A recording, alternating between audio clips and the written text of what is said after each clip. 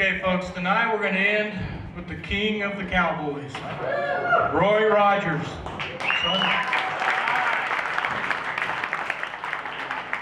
Roy Rogers, the king of the cowboys. Tonight is special for many reasons. We have with us Roy Rogers' granddaughter, Julie Rogers Pomilia, and her husband, Gino.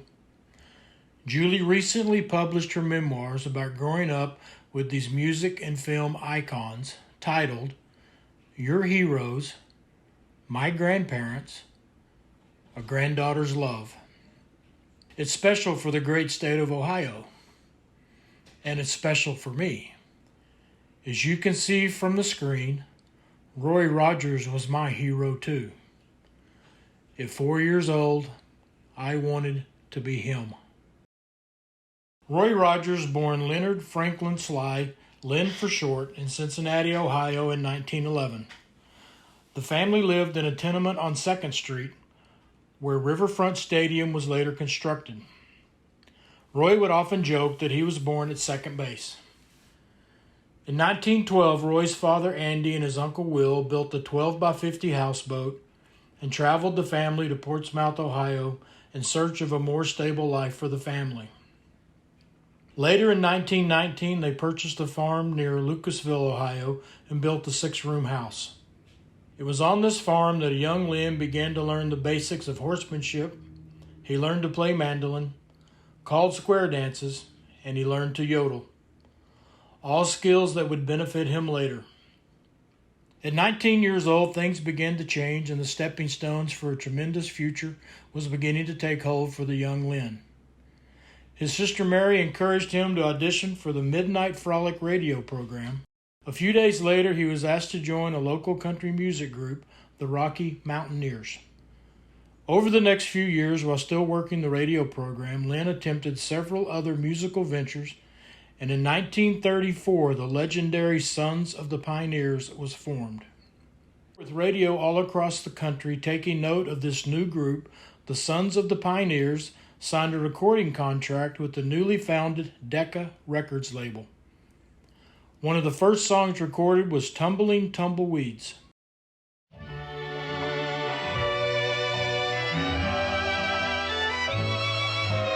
See them tumbling down, pledging their love to the ground.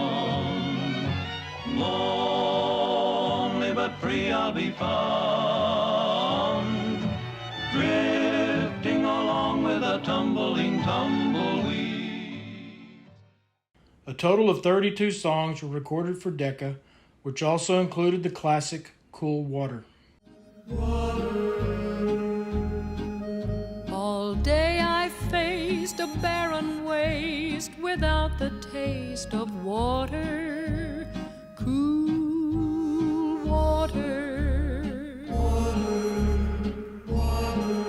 Old Dan and I, with throats burnt dry and souls that cry for water. Cool, clear water. Lynn made his first film appearance in 1935.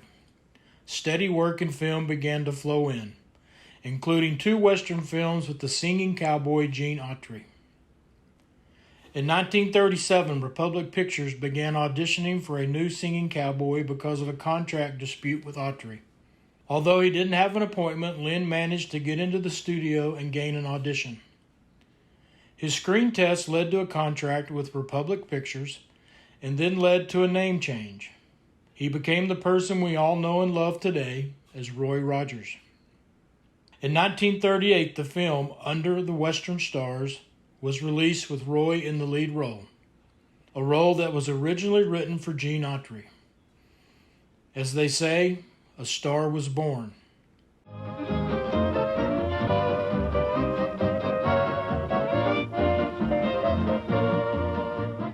By 1943, Roy was the top Western draw at the box office.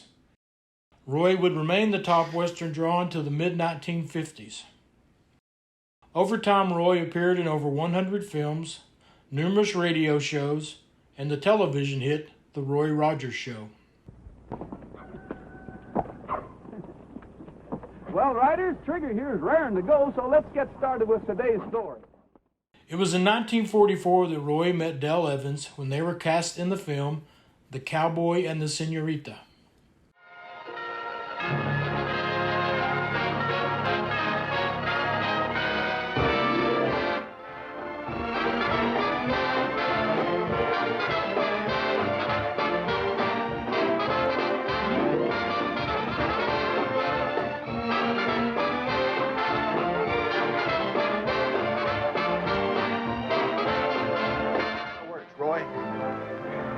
The cowboy and the senorita met in Rosarita one night not so long ago. Dell would appear in his next 19 films. They married on New Year's Eve 1947. The Roy Rogers Show ended in 1957 after 100 episodes. They later went on to host a comedy western variety program, The Roy Rogers and Dell Evans Show on ABC. Dell wrote the famous theme song, Happy Trails. They sang as a duet to sign off their television show. Roy and Dell remained married until Roy's death in 1998 at the age of 86. Throughout the well-documented film career, Roy was joined by his golden Palomino Trigger and his German Shepherd Bullet.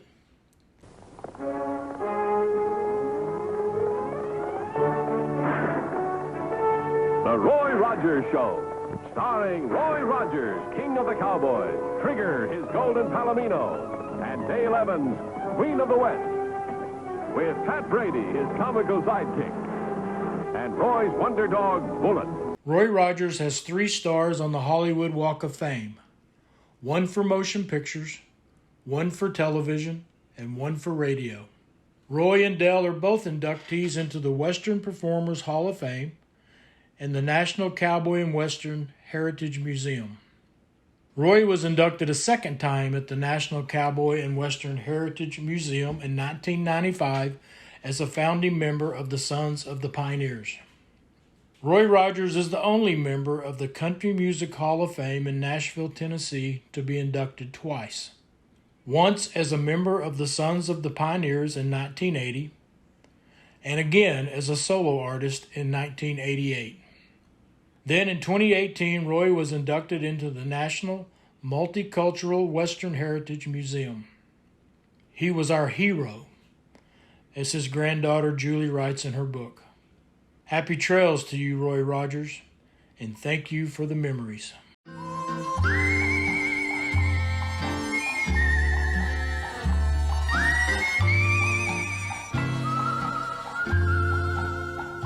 Happy trails to you until we meet again. Happy trails to you.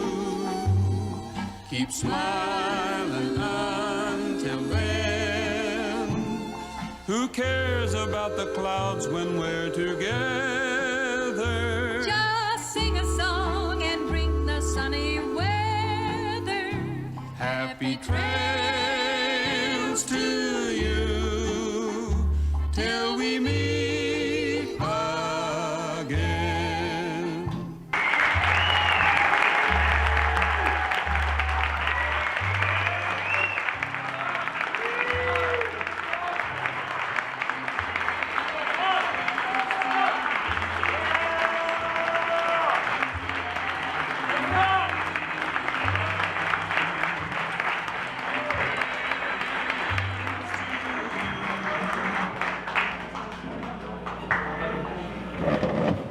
Ladies and gentlemen, Roy Rogers' granddaughter, Julie.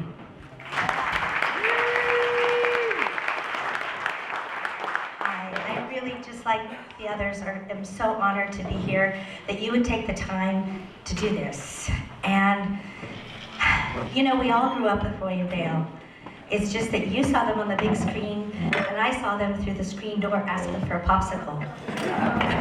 And, you know, you saw Trigger on the screen, I was sitting on him. I was riding in Nellie Bell, I was on Grandpa's shoulders playing chicken in their pool with my other cousins. And, you know, at the time, I didn't even know he was famous. I just figured when we watched the Roy Rogers show with Grandpa, and he'd be on the floor, and we'd be crawling all around him, and he'd be saying, "Go, Roy, get him, Roy. Yeah, Grandpa, get him." I just figured everybody's grandpa had a TV show. So it wasn't really until I was older. We were on the Grand Ole Opry, sang at Carnegie Hall, different things. It started to really impact me that my grandparents had an effect on so many people, and not just me and my 15 other cousins. And not just because of their history in films and movies and things like that, but because of their character. People often ask me, you know, what were they like? And you see him on the screen, that's exactly who he was. This is who he was. And that was the real sweet thing about them, that they were not playing a part, they were just playing themselves. And they really had a heart for special needs kids because they had 2 of their own. And so they were very instrumental in starting different funding and things for special needs kids. Because before they had Robin, their little Down syndrome child that had Down syndrome, people didn't bring them out in public. And when they had Robin, the doctor said, "Well, what are you going to do with her? What home are you going to put her in?" Grandpa said, "What do you mean, what home? We're taking her back to our home. She's our daughter." And so they were not embarrassed to bring her out in public and talk about her. In fact, Grandma wrote a book about her called Angel Unaware. And they just really had a soft heart for kids. And they ought to have, because they had 9. And my dad was one of them.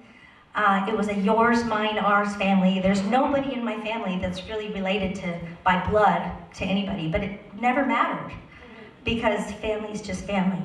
My dad, if you are curious, my dad was Dale's only biological son from her first marriage when she got pregnant at 14. And my dad kind of had a rough upbringing, but he was the most positive person I've ever met. And he and my grandma were very, very close. And we all were.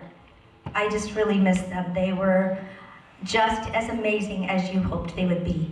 If he were standing here tonight, he'd probably be looking down at his feet, real bashful and shy, because he was not an outgoing person. Now, my grandma was just so opposite from that. And they asked him one time, they said, "Roy, does it bother you that Dale talks so much?" And he just said, "Nope, it gives me more time to think of what I want to say."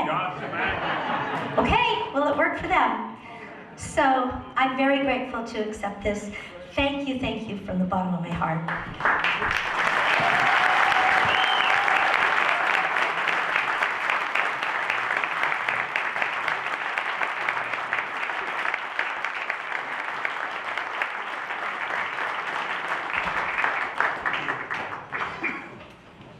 You better have a belt buckle than Roy.